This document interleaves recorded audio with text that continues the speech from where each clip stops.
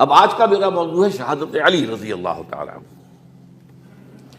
اصل میں حضرت علی رضی اللہ تعالیٰ عنہ کی شہادت بھی اسی الفتنۃ الکبریٰ کا تسلسل ہے، وہ جو عبداللہ ابن سبا کا پیدا کردہ عظیم ترین فتنہ تھا، اسی کا ایک نتیجہ حضرت علی کی شہادت بھی ہے، لیکن وہ بات ذرا تفصیل سے سمجھنی ہوگی۔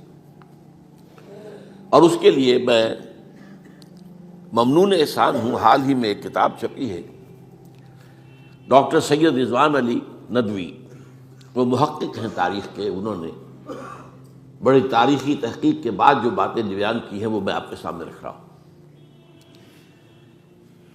عرب میں جنوب مغرب کی کونے میں، جہاں یہ یمن بھی آباد ہے، اس کے اوپر نجران ہے، اسی علاقے میں یمامہ کا علاقہ کہلاتا ہے۔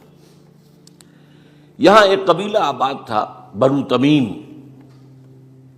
یہ جو لوگ تھے بڑے کرخت مزاج، جنگجو، اکھڑ، ضدی، اور جس بات کو ایک دفعہ مان لیں اس پر اڑ جانے والے اور مر مٹنے والے۔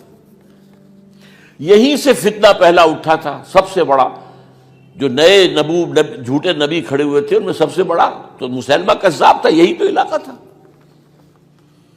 اور اس کے خلاف اس فتنے کی سرکوبی میں کتنے صحابہ، 1200 صحابہ ایک جنگ کے اندر شہید ہوئے، جن میں 500 جو ہیں وہ حفاظ تھے رضی اللہ تعالیٰ عنہ۔ تو یہ لوگ جو یہ تھے بڑے زوردار تھے۔ اس قبیلے کے بارے میں حضرت عمر رضی اللہ تعالیٰ عنہ نے ایک بڑی عجیب حکمت عملی اختیار کی۔ ان کو وہاں سے اکھاڑ کر اور ایران کی سرحدوں پر آباد کر دیا، اب جہاں پر جہاد ہو رہا تھا، تاکہ ان کے اندر جو یہ جنگجوئی ہے یہ اب اس مقصد کے لیے استعمال ہو، اب وہ دارالاسلام کی توسیع کے مقصد کے لیے استعمال ہو۔ اور وہ ہوئی۔ حضرت عمر نے 2 چھاؤنیاں بنائی تھی رضی اللہ تعالیٰ عنہ، کوفہ اور بصرہ، کیونکہ ظاہر بات ہے کہ اب جو اسلام کا دائرہ پھیل رہا تھا اور اسلامی حکومت پھیل رہی تھی، اور زیادہ تر جو ہے مشرق کی طرف پھیل رہی تھی، ایران اور خراسان وغیرہ کی طرف، تو اب مدینے سے اس کا کنٹرول اتنا آسان نہیں تھا، فاصلہ تھا، تو چھاؤنیاں بنائیں تاکہ یہ اس سرحد کے اوپر یہ موجودہ مرکز رہے، یہاں فوجیں موجود رہیں، کہیں کوئی بغاوت ہو تو اس کو کچلنے کے لیے وہ قوت فوری طور پر دستیاب ہو سکے۔ یہ لوگ ہیں کہ جو عبداللہ ابن سبا کی فتنے سے سب سے زیادہ متاثر ہوئے۔ ان کی مزاج میں وہ کجی تو تھی نا۔ حضرت عمر بھی ان کا جو ایک مضبوط کنٹرول تھا انہیں دبائے رکھا ہے، اور ان کا رخ جو ہے ایک دوسری طرف موڑ کر اس سے اسلام کو فائدہ پہنچایا۔ لیکن اس کے بعد جب فتنہ جو آیا یہ عبداللہ ابن سبا، تو سب سے بڑھ کر یہی لوگ اس کے ماننے والے، اور انہی میں سے وہ لوگ تھے جنہوں نے جانیں بھی دے دی ہیں، جنہیں حضرت علی نے زندہ جلایا ہے، اس لیے کہ وہ کہتے تھے کہ علی خدا ہے۔ اے علی تم خدا ہو، تم ہمیں آگ میں جلا رہے ہو، یہ تو تم ہمارا امتحان لے رہے ہو۔ وَلَنَبْلُوَنَّكُمْ بِشَيْءٍ مِّنَ الْخَوْفِ وَالْجُوعِ وَنَقْصٍ مِّنَ الْأَمْوَالِ وَالْأَنفُسِ وَالثَّمَرَاتِ۔ اب وہ اس آیت کو اپنے اوپر منطبق کر رہے ہیں۔ تو یہ جو کرخت لوگ تھے، انہوں نے در حقیقت جو ہے عبداللہ ابن سبا کے کردار میں سب سے بڑا رول پلے کیا، اور انہی کے ہاتھوں حضرت عثمان شہید ہوئے رضی اللہ تعالیٰ۔ اور اس کے بعد انہوں نے حضرت علی رضی اللہ تعالیٰ عنہ کو اپنے گھیرے میں لے لیا، کیونکہ انہی کی کثیر تعداد موجود تھی مدینے میں جب حضرت عثمان شہید ہوئے۔ اس کے بعد اب ظاہر بات ہے کہ کوئی نہ کوئی تو خلیفہ ہونا چاہیے تھا۔ حضرت طلحہ سے کہا گیا، انہوں نے معذرت کر لی، حضرت زبیر سے کہا گیا، انہوں نے معذرت کر لی۔ اب ظاہر بات ہے کہ حضرت علی آخر امت کو چھوڑا تو نہیں جا سکتا تھا بغیر امام کے، انہوں نے قبول کر لی، اگرچہ حضرت حسن روکتے رہے کہ ابا جان یہ ان لوگوں کی بیعت جو ہے آپ قبول نہ کیجیے۔ حضرت حسن تو ان میں سے ہے جو حضرت عثمان کے دروازے پر کھڑے تھے پہرے دار کی حیثیت سے، حسن اور حسین رضی اللہ تعالیٰ عنہ، انہیں تو معلوم تھا فتنہ جو کون لوگ ہیں۔ اس کے بعد حضرت علی رضی اللہ تعالیٰ عنہ نے اسی حکمت سے، جس حکمت کے تحت حضرت عمر نے یہ چھاؤنیاں آباد کی تھیں، دارالخلافہ بھی مدینے سے کوفہ منتقل کر دیا، تاکہ پورے عالم اسلام کو کنٹرول کیا جا سکے اس مرکز کے ساتھ۔ اس کا نتیجہ یہ نکلا کہ اب گویا کہ حضرت علی کے گرد ان لوگوں کا گھیراؤ مکمل، کوفے میں یہی تو آباد تھے، کوفی یہی تو تھے، حضرت عمر نے انہیں لا کے یہاں آباد کیا تھا۔ جب حضرت علی نے کوفے کو اپنا دارالخلافہ قرار دیا تو گویا کہ ان کا پھر عمل دخل بہت بڑھ گیا۔ ایک طریقے سے یہ کہا جا سکتا ہے کہ انہوں نے اب حضرت علی رضی اللہ تعالیٰ عنہ کو اپنے محاصرے میں لے لیا۔ چنانچہ جنگ جمل کے موقع پر یہ ہوا ہے کہ صلح ہو گئی تھی، حضرت عائشہ رضی اللہ تعالیٰ عنہ کے جو نمائندے تھے اور ادھر سے حضرت علی، صلح ہو گئی تھی، طے ہو گیا تھا کہ ہاں قاتلین عثمان کو جو ہے ان کو سزا دی جائے گی، قصاص لیا جائے گا حضرت عثمان کی قتل کا۔ لیکن ان لوگوں نے 10,000 آدمی کھڑے ہو گئے کوفے کے اندر، ہم سب قاتل ہیں عثمان کے، لو قصاص ہم سے اگر لے سکتے ہو، جس کے نتیجے میں اور انہوں نے جنگ شروع کر دی۔ اور جب جنگ شروع ہو جائے تو پھر اس کے بعد تو کوئی نہیں دیکھ سکتا کیوں شروع ہوئی، کیسے شروع ہوئی، کس نے شروع کی۔ اب تو یا مارو یا مرو، دو ہی باتیں ہوتی ہیں۔ 10,000 مسلمان ایک رات میں شہید ہوئے جنگ جمل۔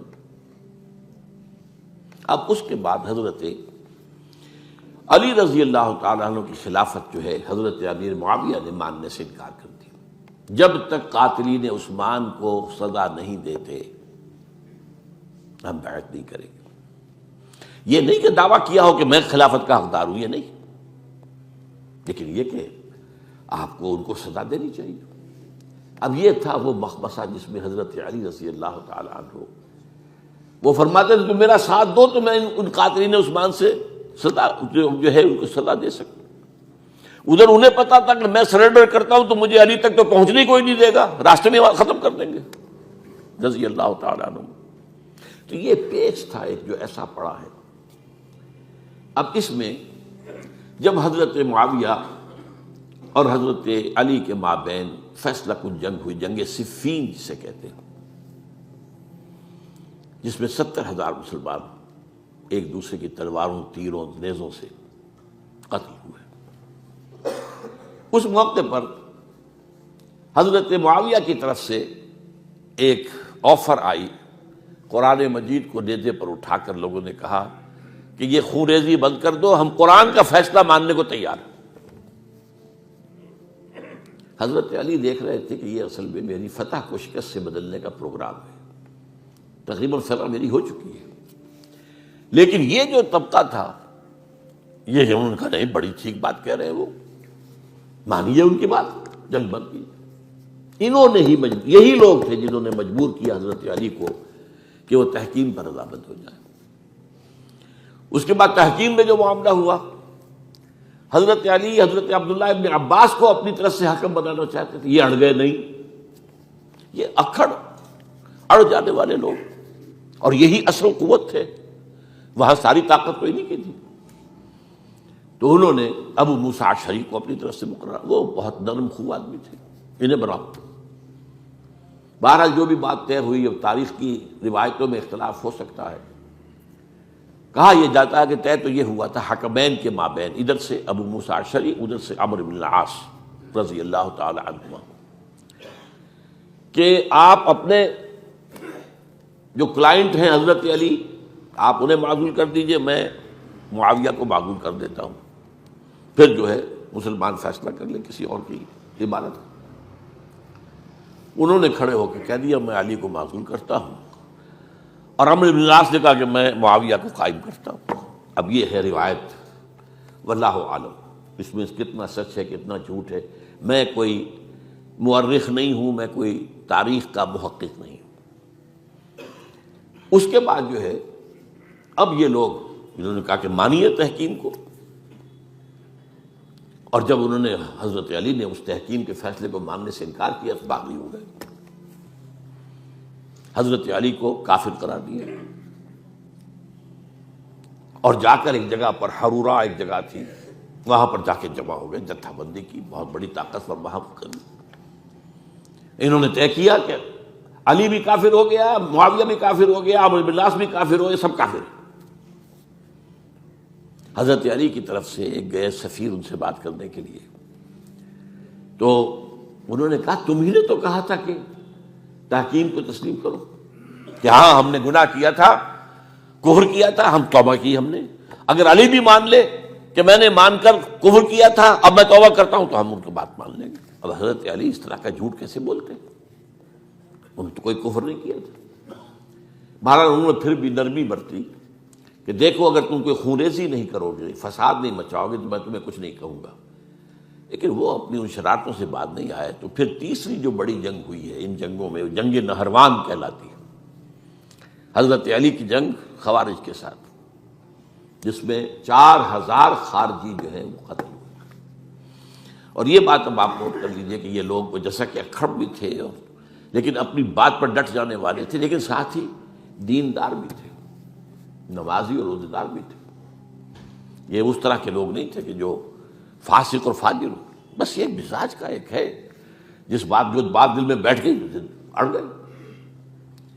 تو یہ اصل میں انہوں نے پھر فیصلہ کیا کہ اور تو ہمارے بس میں اب کچھ نہیں ہے، ان تینوں کو قتل کر دیا جائے، علی کو بھی اور معاویہ کو بھی اور عمرو بن العاص کو بھی. تو ایک جگہ ان کی سازش ہوئی، 3 آدمی معین ہو گئے، ایک ہی وقت کا طے فیصلہ ہو گیا، فلاں تاریخ کو فجر کے وقت تم جاؤ، وہ تم کوفے کی جامع مسجد میں، جب علی نماز جماعت کرا رہے ہو خنجر مارو انہیں. اور یہ اس کا نام ابن ملجم تھا، خارجی، یہ وہی لوگ بنو تمیم کے لوگ. دوسرا جو تھا وہ دمشق میں حضرت معاویہ کو قتل کرنے شہید کرنے کے لیے پہنچ گیا. تیسرا مصر پہنچ گیا حضرت عمرو بن العاص کو. اب یہ بات اللہ کی طرف سے ہے، یہ تو اس کی مشیت ہے، اس کا فیصلہ ہے. حضرت علی پر وار کارگر ہوا، آپ شہید ہو گئے. حضرت معاویہ پر وہ وار ذرا اوچھا پڑا، زخمی تو ہوئے لیکن آپ کی جان بچ گئی. عمرو بن العاص اس روز مسجد میں کسی معذوری کی وجہ سے، عذر کی وجہ سے فجر میں آئی نہیں سکے، لہذا حضرت علی کی شہادت ہو گئی. اب یہ ہے اصل پس منظر، کن لوگوں نے کیا شہید اصل میں وہ سمجھ لینے کی بات ہے.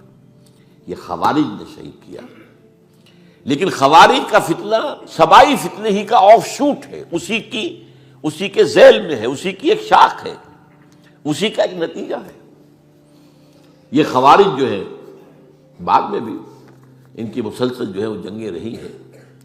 بہرحال اس صورتحال کو یہ سمجھ لیجئے کہ یہ خلفائے ثلاثہ رضی اللہ تعالی عنہ، حضرت عمر شہید، عثمان شہید، علی شہید. عجیب بات ہے کہ تینوں کا نام عین سے شروع ہوتا ہے، عمر عین سے، عثمان عین سے، علی عین سے. تینوں شہید ہوئے ہیں. لیکن یہ کہ یہ ہے تاریخ